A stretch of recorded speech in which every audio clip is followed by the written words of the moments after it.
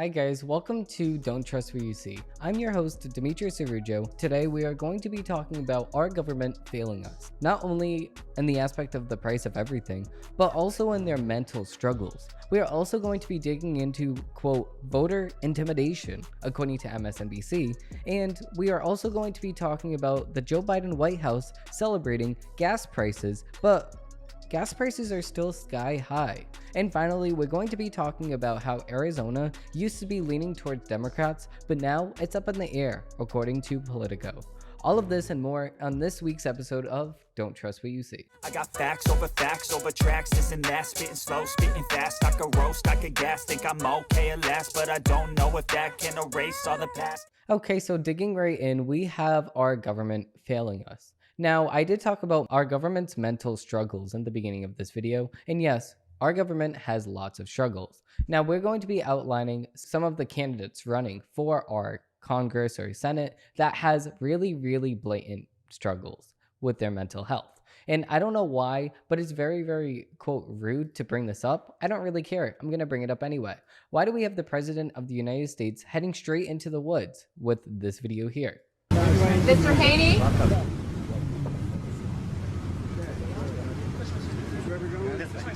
Oh, you go back on the other way. I want to go that way. You can go that way if you want. You can do whatever you want. You do whatever you want. I notice how much freedom I have. So Joe Biden, we have here for the audio listeners, we have Joe Biden heading straight into the woods. And then when his team says, wait a second, Joe, you're going into the woods. You have to go this way.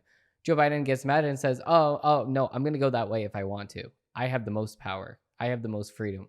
Okay, yeah, you have the most freedom, but what are you going to go to? Your tree hut in the middle of the woods? No, you're going to go to the White House, in which we all pay for. But I guess if you want to go and spend your time in the tree hut, go ahead. We also have Joe Biden over here not making any sense by mentioning a United Kingdom prime minister that does not even exist. We've got news that Rashid Sunak is now the prime minister. As my brother would say, go figure. So who is Rashu Shanuk, however you pronounce it? That's not his name. That's not his name. Now, as the president of the free world, you should know what other presidents are in the United Kingdom or anywhere else. You're the one talking about him. You should know his name. Now, over here, we have John Fetterman over here on his campaign trail with the most embarrassing video ever. I'm honored to be standing in the shadow of your amazing building. Do you think of the 10 homes Dr. Oz has a union hall across their home? No. If you say you think the word of steelworker, what words come to your mind if you say steelworkers? Of all the words that bring to your mind when you hear the word steelworkers, does the word crudité come to your mind? That's not a word that's going to come to my mind. Crudité is wrong with demanding for an easy, safe kind of their income. Okay, I can't watch anymore. I'm cringing internally so much. And it just hurts knowing that these people are going to be in the Senate. These people are in the most powerful position of the United States. We have Joe Biden walking into the woods, thinking that he's going to the tree hut, mispronouncing UK's prime minister's name. We have John Fetterman, which is the Senate. He's an elect. Oh my God, I lost my... He is a candidate for the Senate in Pennsylvania. So it's like, it's crazy seeing these people actually an option or actually in the most powerful position in the United States. And then over here, we have the debate that happened the other day. Now, of course, we're going to talk about this because actually I had my team post a segment of this debate because I was dying. I was dying laughing, seeing this debate live as it was taking place and as the clips were surfacing of the debate itself. It was just too funny not to talk about. I must correct the record. Just a second, Mr. Oz. I do want to clarify something. You're saying tonight that you support fracking, that you've always supported fracking, but there is that 2018 interview that you said, quote, I don't support fracking at all. So how do you square the two? I do support fracking, and I support fracking, and I do support fracking. That's okay. just Thank hard you, Mr. Fetterman. to watch. That's just hard to watch. Like, you thought the last thing was going to make you cringe? No, John Fetterman has lots and lots of other clips. But moving on from John Fetterman, we can move over to New York. So going from Pennsylvania, we can go to New York right now, and we can see the debate that they even had. So now let's look at this debate over here, and then we're going to cover some facts right after that. This governor, who still, to this moment, we're halfway through the debate, she still hasn't talked about locking up anyone committing any crimes. Okay. Anyone who commits a crime under our laws, especially with the change we made to bail, has consequences. I don't know why that's so important to you. All I know is that we could do more. Well, when I say that we do should more, remove excuse me, I'm speaking. Sure, go ahead. We could do so much more. If there was a nationwide ban, but certainly a state ban on teenagers being able to get guns, assault weapons. I mean, that's what happened in Buffalo. A teenager walked into a shop and was able to buy an assault weapon, the kind you use on military battlefields. It happened just yesterday in St. Louis. When are we going to start talking about the crimes that are the most frightening? And that's murders and shootings, which across this country are down about 2%. New York State, because we've worked so hard on this since I became governor, they're down 14%, down 18%. That's the most hilarious thing. Island. You're telling me that New York is safer now? 14% safer? No, that's according to who? That's according to who? Because we can have the facts right here. See, this governor of New York does not even know a thing of what she's talking about. See, for me, I like to actually do the research, and I like to actually see what's going on.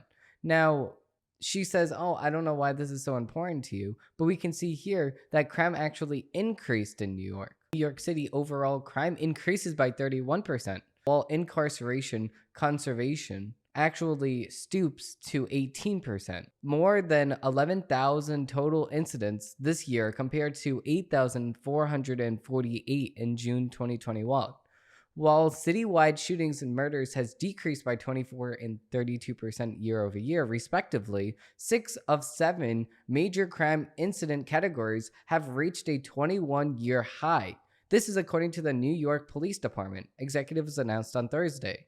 That increase is driven by a 41% rise in grand larceny, a 36% uptake in robbery, and a nearly 34% increase in burglary. All arrests are up 26% over last year, a 21-year high for 7 major crime categories, but incarceration rate has dropped. So, the New York Police Department leaders emphasize that they are frequently rearresting known offenders who are then let back onto the streets to commit more crimes. We're arresting the same people over and over again. How about we just keep these people in jail? If you commit a crime and you've been arrested 5, 6, 7, 8, 9, 10, 11, 12 times before, why are we wasting the resources on you? If you can't be reintroduced to society without breaking more and more and more laws, then how about we just keep you there until you learn your lesson? Did you learn your lesson after 2 years, 3 years, 4 years? If you want to play the stupid games, then we have stupid prizes for you. It's just stupid. It's stupid altogether, and it's making a mockery of our law system. Now moving on to a dozen takes. I don't ever slow up, no I don't take I got no love. Okay, so coming up first, we have an MSNBC article, and we actually have the National Archives rejects another Jim Jordan, quote, conspiracy theory. Now, we have this available on MSNBC.com, so we can dig right in. So, Rep. Jim Jordan, which is actually one of my favorite reps, is controversial for several reasons, according to MSNBC. But among the most notable is Ohio Republicans' embrace of odd conspiracy theories. The far-right congressman's weird ideas cover a broad spectrum from the FBI to election results to COVID. But a couple of weeks ago, Jordan and Republican Rep. James Corner of Kentucky took a new theory claiming that the National Archives might have coordinated with Democratic officials as part of an effort to investigate Donald Trump for having improperly taken classified materials. Now, we covered this last week, and we can just cover this again. If the National Archives Committee moves something to an old Chinese restaurant / bowling alley, that's the same exact thing as the president or the former president moving it. Why are they moving it to that facility in the first place? These are the questions we should be asking. If they didn't move it themselves, okay, then why is the National Archives Committee moving it? Why? Can we not ask these questions without getting real answers by the National Archives Committee? Instead, you're just going to defend our former presidents as if they're perfect themselves. They're not perfect themselves. Each president has its faults. Now, the National Archives Committee is obviously never going to own up to the fact that they actually did it, but we can see through the location at which they were and other sources that they were actually the ones that moved it. Now, moving on to our next MSNBC article, because I already covered this that story last week, on voter intimidation fears. The GOP line becomes unrecognizable. That's funny, because I don't see, this is why headlines are just so difficult sometimes, because intimidation. Nobody's intimidated when you go to the ballot. To the polling place. But we can see if we move on. As early voting goes underway in Arizona, locals were invited to take advantage of ballot drop-off boxes for their convenience. In theory, this wouldn't be especially notable. But in practice, the circumstances quickly became more unsettling. Far-right conspiracy theories fueled by weird lies have begun monitoring the drop boxes, accusing random voters of suspected crimes for no reason, in photographing people and license plates. In one incident last week, police were called when two armed individuals were seen dressed in tactical gear outside a massive ballot drop-off box. All of this, of course, is widely unnecessary, as we discussed. There's no evidence of, okay, so you're going to go on and on and on. Okay, so this is the thing now. We can have poll watchers, but I don't agree with people dressing up in riot gear and stuff like that. Like, I don't agree with that. Just let the box by itself. But we can have people watch over it. We should have people watch over it, but not with guns. But I wouldn't say that this is actually intimidation, because how is this intimidating somebody to vote a certain way? How? How is that person intimidating the other person for voting a certain way? When you drop off the ballot, you don't see who they voted for. It's covered. Especially when you mail it in, you don't see who they voted for, because you have to open up the envelope and then you have to go through all this. You're not going to go through the envelope with them standing right there. That's stupid. But these people that are in front of the ballot box, go home. I just don't see why you're even there in the very first place. We should have poll watchers, yes, but we should not have people dressed up in riot gear acting like cops. We should not have that. So this is according to NPR right now. So at 18 weeks pregnant, she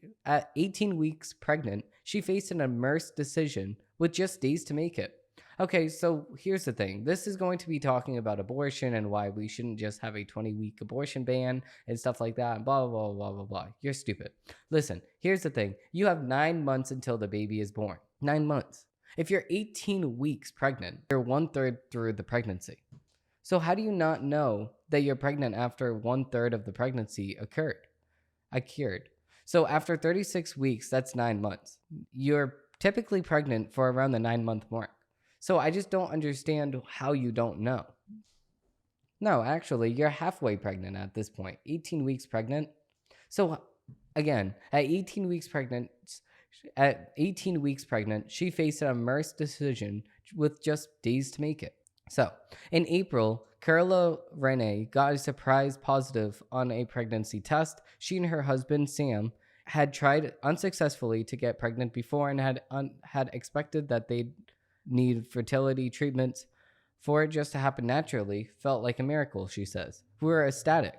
By the time she found a doctor in her insurance network near where she lived outside of North Carolina and got in for her first appointment, she was 8 weeks pregnant. So that's still before the 20-week ban, but okay. The doctor noted, since she'll be 35 when the baby is due, I should take a screening test for genetic anomalies, she says.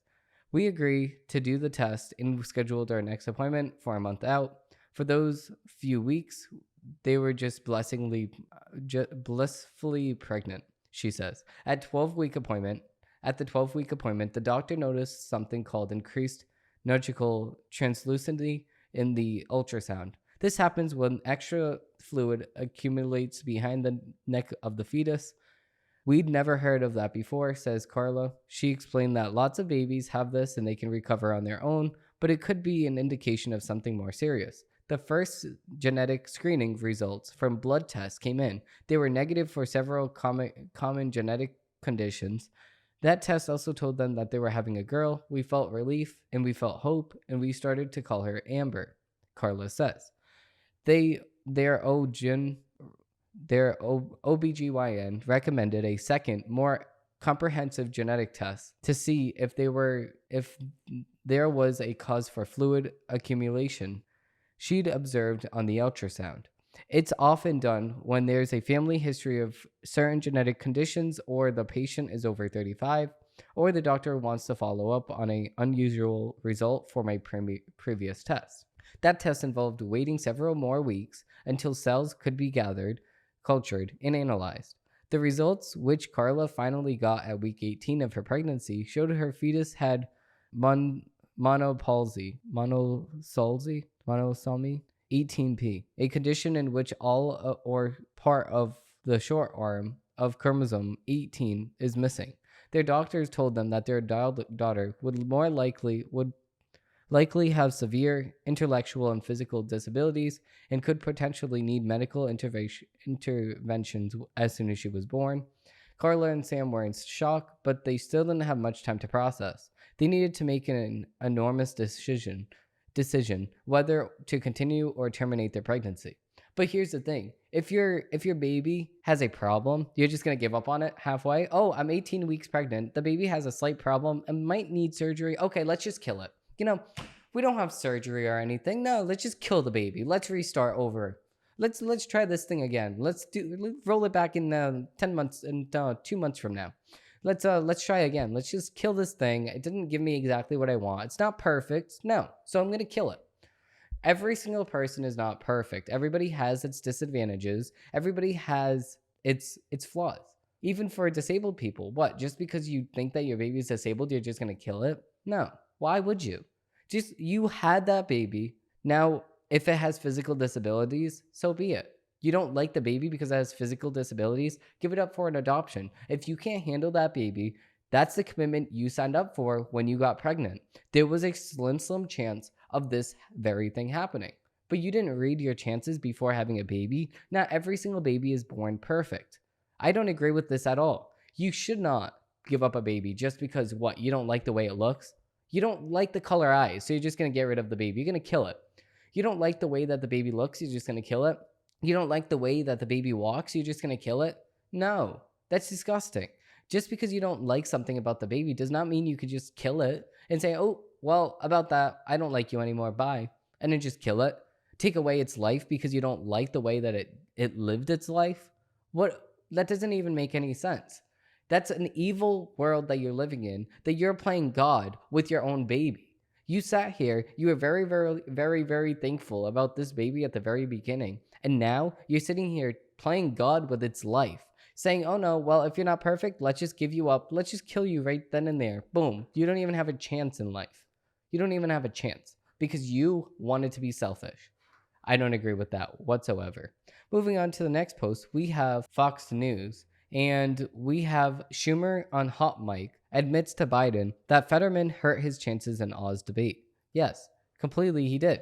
So Fetterman, as we showed at the very beginning, is losing his mind. He doesn't even make any sense most of the time in what he says. Steel worker. When I say steel worker, what does that remind you of? What word? Listen, you make no sense. Even on the debate, I want fracking. I agree with fracking. No, Listen, Fetterman, you're hurting the Democrats. So, you know what? I recommend you keep doing what you're doing because I don't like the Democrats either. But this is the Senate Dem leader said Fetterman didn't do, quote, too much damage to his prospects in Pennsylvania. So let's watch this video right now. In Syracuse, touching down just a short time ago, where he's campaigning for Governor Kathy Hochul, who finds herself in an increasingly tight race with the Republican Lee Zeldin. Just a few moments ago, as the president touched down, he was greeted by Hochul and Senator Chuck Schumer A bit of a hot mic moment. You can hear Schumer talking election strategy with the president. Let's watch here. That seat, we're in danger of that seat.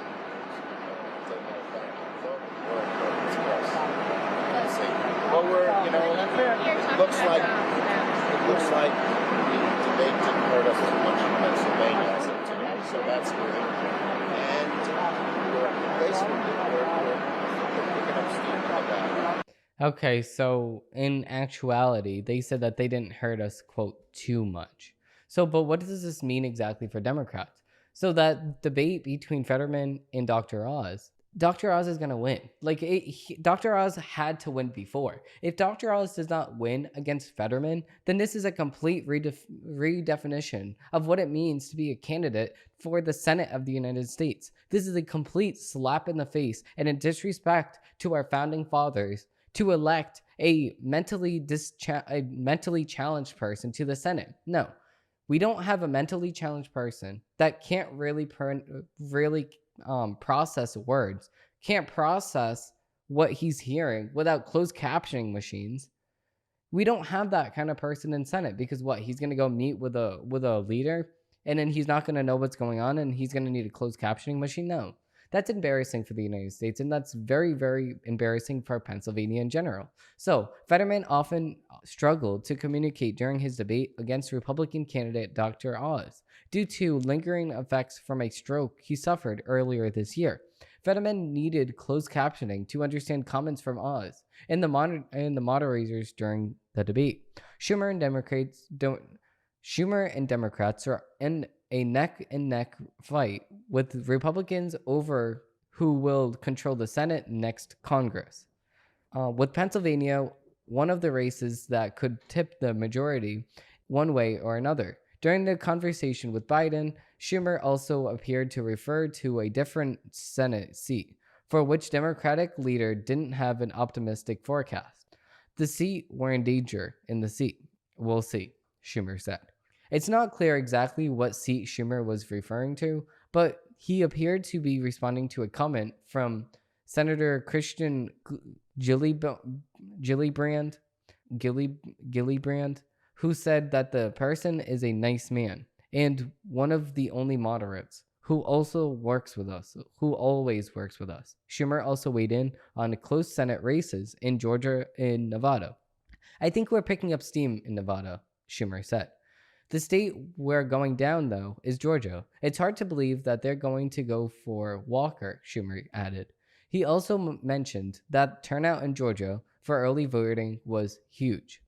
The Senate is currently at a split 50-50, with Democrats in the majority technically because Vice President Harris can break the tie votes. Republicans need to pick up just one more seat in order to take majority, which could allow them to stymie much of Biden's agenda for the rest of his term. So, and I completely agree with this. They should take at least one more seat, but they're not just going to get one more seat. They're going to get multiple seats because that's exactly what they're in for. So, according to Fox Business, the White House does victory lap on gas prices while other energy prices skyrocket. Utility gas service prices increased by 33.1% on an annual basis in September, and home heating costs are expected to rise another 17.8% this winter compared to last year. So, President Biden and top White House officials have loudly celebrated declining gasoline prices in recent days, even as other energy prices are expected to rise throughout the winter. Biden and Ron Klain, the White House chief of staff, has posted multiple tweets taking credit for recent price declines at the pump. White House Press Secretary Karine Jean-Pierre said gas prices have come down thanks to the president's actions. We'll see gas prices have just come down about $1.25 a gallon because of the work that this president has done. Jean-Pierre remarked Wednesday at a press briefing, "Let's not forget about the Inflation Reduction Act that only Democrats voted on. And it's going to lower healthcare costs and it's really going to help out. Put in a great effort in fighting climate change and also lower energy costs." Clean, meanwhile, sent multiple gas price related tweets on Thursday morning, including one saying it was time to update the narrative. With a link to an article about prices falling, the average price per gasoline fell to $3.76 per gallon on Thursday, about 11% higher than its level a year ago, and 51% higher than when Biden took office in January 2021, according to AAA and federal data. So this is what Joe Biden tweeted. Great news. We're seeing continued progress, bringing down prices at the pump as costs decline, and now is going into a third straight week, and now in every state across the country. However, other energy prices have surged over the last year and have projected to continue to rise during the critical winter months ahead, according to multiple analyses. While gas prices have spiked 11% year over year, fuel oil surged 58%. Utility gas services increased 33.1%, and electricity prices went up 15.5% on an annual basis last month, Bureau of Labor Statistics data shows. So for consumers, the problem is that a lot of people think that because gasoline prices have come down, the cost of home energy has come down as well, which isn't true. Mark Wolf, executive director of the National Energy Assistance Directors Association, told Fox News Business in an interview. They are different fuels and different dynamics, he continued. So as far as we get into the winter, for families struggling with the very high inflation for the last year, this is another issue that is going to fall. The NEADA issued a report last week projecting the average cost of home heating will increase to $1,208, up to 17.8% compared to last year, marking the second consecutive winter with major price hikes. The group added that the total cost of home heating nationwide will increase from $127.9 billion to a projected $151.6 billion, with increased costs particularly hitting lower-income households. Wolf told Fox News Business that he was concerned with many households would need to begin making tough decisions between basic necessities due to rising prices and inflation.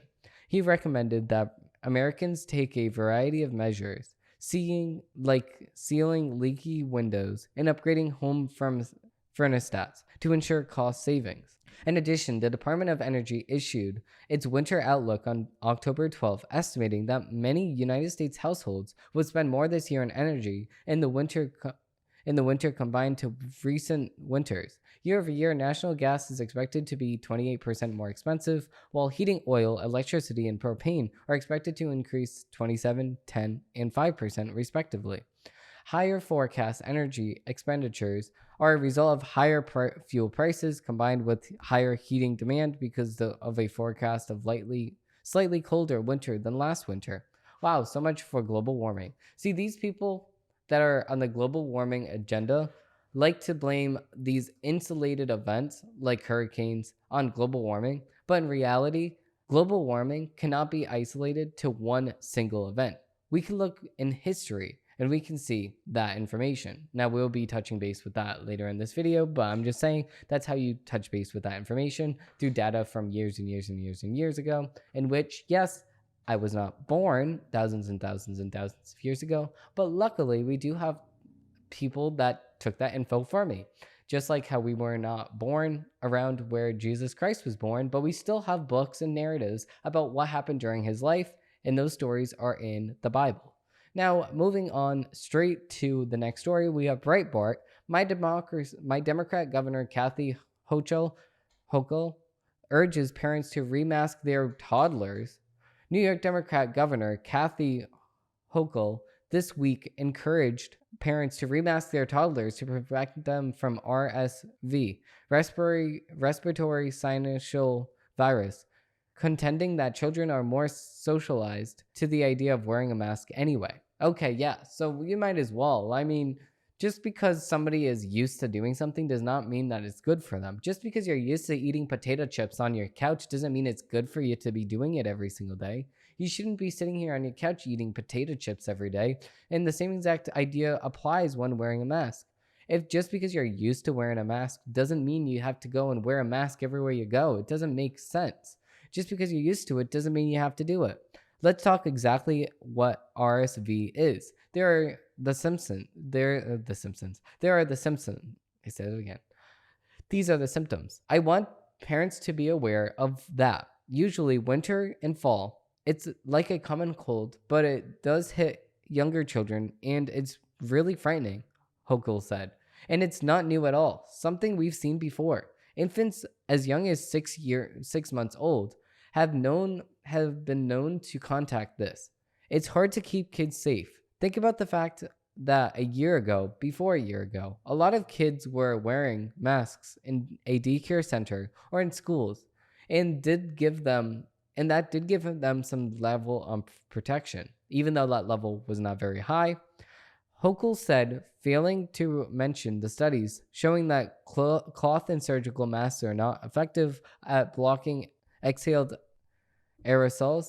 She also did not mention the fact that Dr. Anthony Fauci himself admitted in February 2020 that the typical mask you buy at a drug store is not really effective in keeping out virus, which is small enough to pass through the material. We're not mandating this, she said, but she wants to make it clear that she's strongly recommending parents remask their toddlers. What we're saying, parents, other kids, you got to go to school. You got your kids to go to school, preschool, and got a baby at home. You really might just want to take the extra precautions, she said, consenting that children are already used to wearing masks due to the Chinese coronavirus pandemic. And by now, kids are more socialized to the idea of wearing a mask, and it's not that strange of them if it's not. It is not as if we're... What? And by now, kids are already socialized to the idea of wearing a mask. It's not as strange to them, if not as if, what is this all about? There's a lot of cute masks out there. I've seen a lot of them. So that's something I'm encouraging parents to consider for their children right now. What does that have to do with anything? Just because it looks pretty doesn't mean you have to wear it. Just because you think that you're used to something doesn't mean that it's good for you. Like, this is so stupid. I think she thinks that she's talking to toddlers right now. She's not talking to parents. She doesn't think that she's talking to parents. She thinks that she's talking to toddlers. Oh, it looks good, so wear it. It's okay. Just do it for me. No, don't do anything for her. Don't do anything. And also, don't wear a mask just because somebody tells you to wear a mask. Wear a mask if you want to wear a mask. Don't do it because somebody told you to. It's stupid. So moving on to our next article from Breitbart, we have Catherine Cortez Masto again refuses to say if she will campaign with Joe Biden in Nevada. Yes, because nobody wants to campaign with Joe Biden. Nobody does. Joe Biden does not have a good approval rating. So all these other politicians are like, oh, I'm staying very much away from you. I'm staying so much away from you. But on the other hand, we have people that are not staying away from former or current presidents. We have over here Blake Masters, heavily pushed by Trump. So this is according to Politico. Politico, election forecaster shifts Arizona Senate to toss-up after late Blake Masters rally.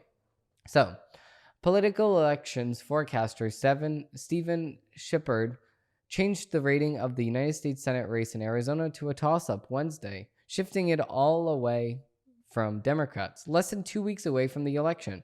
Republican Blake Masters have surged in recent weeks on a wave of the support for GOP priorities such as immigration, inflation, and crime. Masters has already been aided by a strong Republican performance in the Arizona gubernatorial race by former television host Aker Carly Lake, according to Politico.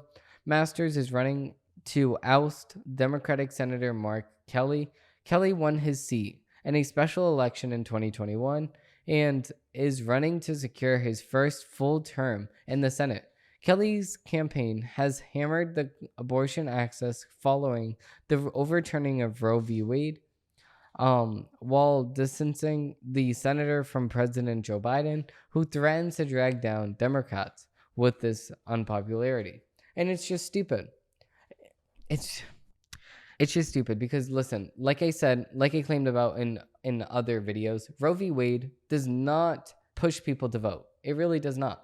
Also, according to right here, Joe Biden, who threatens to drag down Democrats with his unpopularity. Yeah, nobody likes you.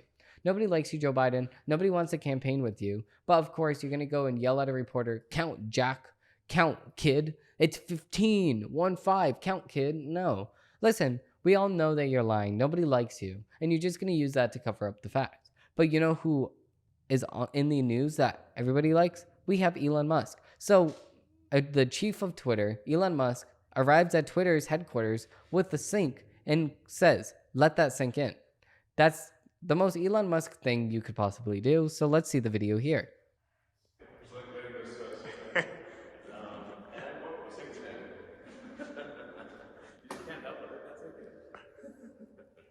That's funny. He carries the sink in and he says, let that sink in. See, this Elon Musk, I can look at your personality and I already think that we should have an interview together. Hit me up. Link below. I know this will never happen, but it'll be fun too. Anyways, why election results may not be known right away. Of course, they said this last year. This is according to the AP, by the way. Of course, they did this last year and everybody trusted them and said, "Oh yeah, well, we don't know if the election is gonna be on the day of." No, the election should be counted at maximum the day of. Like that's how it's always been. November 8th, we vote. November 9th, we know. It's just so easy. It's right. It's the night of election. Polls have been closed for hours. Why don't Americans know the winners? In 2020, President Trump proclaimed the lack of final results in the election month. So, blah, blah, blah. In reality, however, results released on election night are unofficial and always incomplete. They inevitably change as more ballots come in and counted. Unlike in many cities, elections in the United States are highly decentralized, complex, and feature long lists of races from president to Congress, all the way down to local measures and town council seats. Some states given local election officials. Unlike in many countries, elections in the United States are highly decentralized, complex, and feature long lists of races from president and Congress all the way down to local measures and town council seats. Some states give local election offices several weeks before election day to process mailed ballots. Including checked signatures and verifying ID information in other states that can't start until election day or shortly before, meaning those ballots might not get counted until the next day or even later. Here's why the results are not always right after the election. But we knew this in 2016. We knew exactly who was the president right after the election in 2016. But according to you, oh no, we will never know who was the president right after the election. That's just stupid. But all of these articles, they mention facts and they also mention some key takeaways that we can all say, you know what? No, that's just BS. I don't believe that. No, because if you don't believe it, I don't believe it. But anyways, we're going to move on to the drama section. I'm like an addict, do I gotta have it. I ain't even playing, got a really bad habit. If it moves, gotta grab it. Fuse like a magnet, lose, won't have it till I'm doomed in a casket. Okay, so in the news, we had a couple weeks ago, we had PayPal actually saying that they're going to put a $2,500 fine if you spread, quote, misinformation. Now, it's funny that they say misinformation because one day a baby is considered a baby, and one day people are saying, oh, that baby can say that it is a girl or a guy. And then the very next day, we're going to say, oh, no, we can kill the baby if we want to. And then the next day, they're going to say, oh, wait, no, actually, the baby can taste apples. It can get happy on things and sad and stuff. It's a baby. And then the next day, oh, no, we're going to have abortions now. Listen, can you make up your mind? Is a baby, or is it not a baby? It just doesn't make any sense. You can't have both things. You can't say that the baby has flavors in its mouth according to GMA.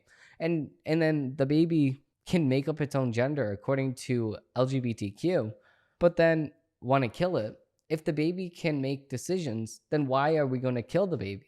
If we're accepting the fact that the baby can make decisions, like, what are you talking about? I think that the baby has a life. It cannot make a decision on if it's a boy or a girl because it does not know what a boy and a girl is. Like, it doesn't know. It's just a baby. It knows. We know who it is because we can look at genetics. We can look at common sense factors. We can see if it's a boy and a girl. It's not assigned. It's actually given. It's not assigned. It's actually, no, you're this gender. There's no changing it. That's where you are. Now, moving on from that article, we have the next article right here. So this is from BNN Bloomberg. Now, Sandy Hook families seek $2.75 trillion from Alex Jones. Again, I do not agree with what Alex Jones said. I don't. But do I think that he should have paid $985 or $965 million? No. Do I think that he should be paying $2.75 trillion? No. But you can say, oh, wait, Dimitri, it was very, very bad what he said. Okay. And? Oh, but he was attacking these families. Okay. And? You think that is enough? $965 million and another $2.75 trillion on top of that? Look at what the mainstream media does to other people. And we're not gonna talk about that. No. We're gonna talk about the fact that this person should now pay $2.75 billion or $2.75 trillion. That doesn't make any sense. Why? Why are we going to have all of these things? Oh, this is the math that they had. So we have $5,000 per violation, and then you increase that by 550 million social media exposures. Since when did we count views as spreading misinformation? So now, instead of the $2,500 that PayPal is doing, now we're going to do $5,000, and then we're going to do 550 million total social media exposures. So that just doesn't make any sense. And that's following 3 years after the 21st graders and 6 educators in 2012. So what, just because you had all of these followers, now you're forced to comply with what they think the truth is, just because he thought that the truth was this? Like, just because he made a bad judgment on TV, on the air, on his show, that means that he's going to now pay $275 trillion plus $800 or $965 million on top of that? No, that's not okay. And it never was okay. It's not. It's just wrong. It really is. Now, moving on to our next segment, which is investment news. I just wanna be great, guys. I just wanna be great, guys. I just wanna be great, guys. In the investment news segment, we actually have Apple showing more ads in the App Store. Now, we don't pay for the App Store. You do pay for apps on the App Store, and you can download them. But I don't really mind this personally, because how many times do we actually go on the App Store? Not many times. I download the app, and then I'm like, and then I don't go in the App Store again for a while. Now, moving on to the next thing we have is the housing market about to crash. Here's what experts are saying. So after a record-breaking run that saw mortgage rates plunge to an all-time low and house prices soar to new heights, the United States housing market finally is slowing. While demand and price gains are cooling, any correction is likely to be a modest one. Housing economics and analytics say. No one expects price drops on the scale of the declines experienced during the Great Depression, and that's really good. Rob Diaz, chief economics at the National Association of Home Buyers, sums up the consensus among housing experts. We're thinking it's going to be a moderate downturn, he says. The real estate party raged longer than anyone expected. The real estate party raged on for longer than anyone expected. The National Association of Realtors reported that median prices in the spring of 2022 topped $400,000 for the first time ever. Prices are up a whopping 39% since coronavirus pandemic began in March 2022, according to NAR data. Now, binding wars have largely faded. Inventories have loosened and are feeling the frowningness is gone. The market is clearly turning, says NAR Chief, the housing market going to crash? The last time the United States housing market looked so frothy was back in 2005 to 2007. Then home values crashed with dangerous consequences. When the real estate bubble burst, the global economy plunged into the deepest downturn since the Great Depression. Then yes, this is going to happen. Housing prices are going to go up at record numbers, and that they did. Housing prices went up more than they ever have before. But here's the thing. We're talking about housing prices. Okay, if you're selling a house, that's different than actually buying a house. If you're selling your house and you're going to buy another one, it's going to even out. But what's not going to even out is your pockets after buying gas, because gas is not going to appreciate. United States regular gasoline prices, we can look a year ago, it's actually up 38%. And then we can look a week ago, it's actually down 10%. So that's really, really good. So yeah, we can look a week ago, it's really, really good. But a year ago, 36% is not that good. That's the United States overall.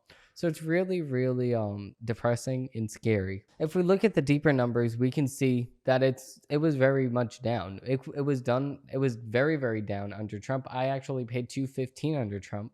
But yeah, that's some certain circumstances that we really cannot control. Like, nobody was really driving around. Everybody was really staying inside of their house. Now, moving on to the last segment. I got facts over tracks, this and that, spitting slow, spitting fast. I could roast, I could gas, think I'm okay at last, but I don't know if that can erase all the past. Okay, so moving on to the last segment, we're actually going to be responding to some of your comments.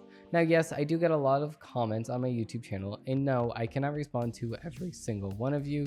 Even though I wish that I could, I just do not have the time, and my team does not have the time for that either. I will start responding to comments right on this very show. I think that'll be a lot more easy. It'll be a little bit of fun, so we can get right into it. Beginning with our first comment that we have. In my last video, I was talking about how subpoenas cannot be held by jail time.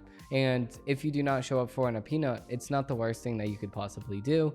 And I'm saying that in the case of Trump, because we did have former presidents that did not show up to a subpoena. So they said, not true. Failure to reply to a subpoena is punishable by jail time. According to who? See, they said, oh, where did you get this information? Well, I got my information from Berkeley office of Chandler. Now, this is exactly what they say. What are the penalties if you ignore a subpoena or don't comply? Failure to respond to a subpoena is punishable as concept by either the court or agency issuing the subpoena. Punishment may include monetary sanctions, even imprisonment, although very extremely unlikely. Now, this is the very, very small thing that they included here. And yes, I did say that it's not arrestable, which I do not base my life off of extreme rarities. I'm not going to sit here and say, oh yeah, you can get arrested. Yeah, you potentially can, and you potentially could crash when you're flying a plane. You could potentially fly. You can go through the wall. Your chances of going through the wall are 0.0000. Okay, we're not going to live our life off of 0.0000. We're not going to get scared of something that's not very much there. We're not going to go and live our life and statements through something that's very, very rare. It just does not make any sense at all. So, although very extremely unlikely, that's the thing. It's very, very, very unlikely for this to happen, and especially to a former president. You think that they would do that to him? No. So, generally, a hearing will be held where the party charged with non-compliance has the opportunity to explain its side of the story. And the court or agency has broad discretion to determine an approximate punishment given the circumstances presented. In most cases, in the concept proceeding, the court determines the appropriateness of withholding any documents under a claim of privilege. In such cases, the outcome is more likely to be in order to produce, coupled with an award of attorney's fees. So yeah, you're gonna have to pay attorney's fees, but you're not gonna be arrested. That was my point. So I was proved right. Now this person over here, I already responded to them, but we could say it again. So I posted a short in last week's episode. I actually talked about CNN fact-checking Trump, and then they proved him right. So if we do offer some context to this situation, I did say that CNN says that the National Archives Committee said, no, Trump was wrong when he said that Bush moved thousands and thousands of papers from the White House to his house. Now, yes, he was technically not right about who moved it, but he was right about it being moved in general. So they said, so you're saying that Trump claimed that Bush did it and Bush didn't do it, so that means Trump was right? First of all, yes, I am saying that the action Trump said still happened, so the person that did it is not important. The question we should be asking is, why did info ever go to an abandoned bowling alley / Chinese restaurant in the very first place? Why did the National Archives Committee ever move censored documents to this bowling alley / Chinese restaurant? And they admitted it in the CNN article that we read last week. Now, going on to the next comment, we have somebody responding to what I said last week when I said that a biological man / just a regular man is not a lady. It's not a lady. So this person said, relax, pepperoni face. Life is about growth and you're pretty far behind. Better catch up, lol. So I did grow, okay, as a person, and I realized that girls are girls and guys are guys. Guys cannot be pregnant. Girls can be pregnant. So who needs to grow in life? Is you. You need to realize that there are very much biological differences between the two genders. By the way, if you're gonna go and call somebody pepperoni face, you might not want to have a profile picture that looks like this. Now, moving on, somebody says, how is this man in his mid to late 20s and still going through puberty? Now, even though I should be offended by you saying to mid to late 20s, I am not that old. I'm 18. And I wish I was still going through puberty, because yes, I can agree with you, because this comment is pretty funny. My voice is pretty high. So even though my age is very, very wrong in this comment, I would have to disagree and say that I am not going through puberty. Sadly, I would like to go through puberty again. Now, moving on to the last comment that we're going to be reacting to, that is actually this person right here. This was actually 3 weeks ago. I said that hurricanes have been going on for thousands and thousands of years, and this person responded to my saying and quoted me, says, it has been going on for hundreds and thousands of years. Has it? Were you there? Obviously I was not there. I'm in my quote mid to late 20s. No, I'm only 18. So, oh wait, the NOAA, the CDO, shows that hurricanes have been increasingly vital over the past 100 years and absorbed change. Not sure who to believe, a YouTube video or an observable data by thousands of scientists. Now, those thousands of scientists are paid off by these institutions that are pushing solar panels, wind turbines, Teslas, all these places that are trying to push, quote, reliable, renewable energy sources. That's who's paying these scientists to research. Now, if you do want the real facts, we can actually head over to this graph that I do have provided for you, and we can see all of the hurricanes that we had in the 17th century. Now, if you do not know, the 17th century was around the 1600s. Now, if we were to look at the deaths accumulated during this time, we can see in the 1600s, we actually had this hurricane on September 12th. Now, this is the 1600s, so we don't know exactly how many people died, of course, but we can presume that it was more than 60%, probably 400 people. This was offshore Mexico. Now, again, we had another one in Cuba, offshore Mexico, and this was on September 26 to 27, probably around 600 people died. Now, the date is unknown on this, but in Mexico, again, we had 1,000 people dying from this hurricane. We had another hurricane, date unknown, and we had 1,300 people dead from this hurricane. This is all according to Wikipedia.